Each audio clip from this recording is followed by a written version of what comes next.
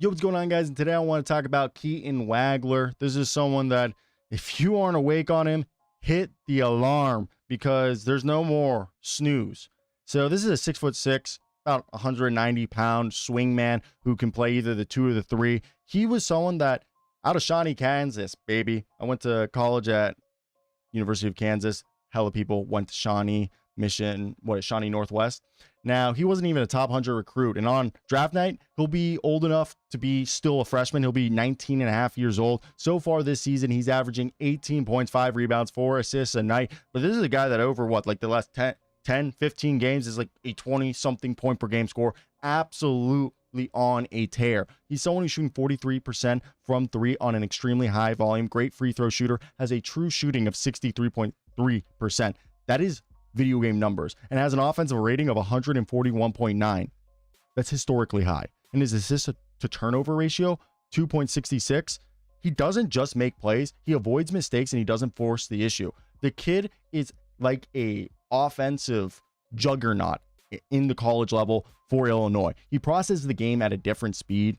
He's someone that really just performs every night. Purdue had 46 points. He hit 9 of 11 from 3 as a freshman against Purdue. And there's that 28-point night, then another 22-point game, even a 10-assist performance. Yeah, he's a guy who will occasionally have a 2 for 16 game, but it doesn't shake his confidence. He never blinks. Sometimes he might fall back down to earth, but then the next day he bounces back. He doesn't really get cold. And he's shown that he's a 3-level scorer with a sniper's vision.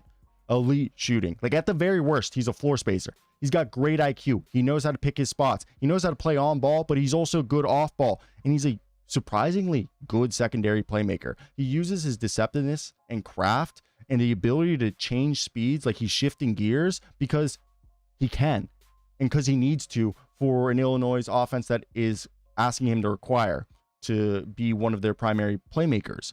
Now, at 185, 190 pounds, he's going to have to frame up that he has the strength or frame to be an NBA player, but he just doesn't have it yet.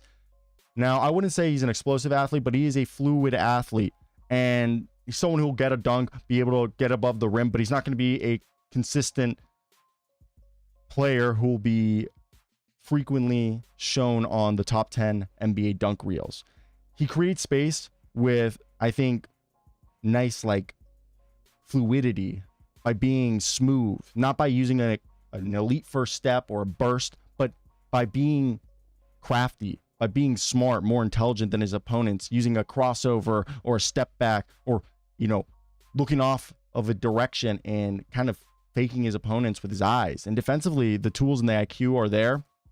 Defensively, he doesn't actively play make as a point of attack defender. He has the ability to be a switch defender who can play the gaps, guard 1 through 3.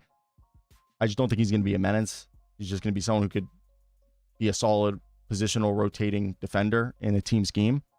And when you're drafting a guy like Keaton Wagler, I think you're drafting one of the safest bets in this draft class, who's going to be a 3-level shooter, who might be the best 3-point bombing player in this game or in this draft that can affect the game, as someone who has the projectable size and feel for the NBA level. And I think he has, as a floor, a high-end starter, maybe someone who can be a two-way wing, who can be a secondary playmaker that is able to put the ball on the ground, obviously shoot, pass, dribble, and have the high IQ to have the foresight when he thinks at a very high-level processing speed. To me, I think he is, at the very least, late top 10, like 5 between 10.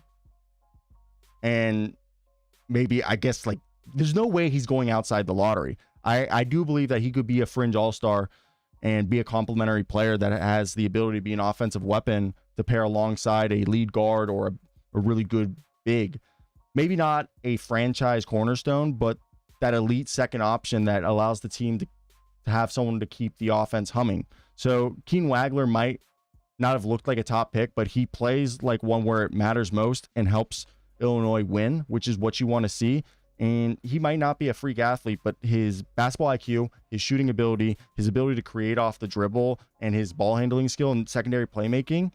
And again, that IQ, you're betting on the fact that his freakishly skilled basketball mind is going to put him in a position to be someone who's going to help you go to the next level. So let me know your thoughts down below if you guys agree.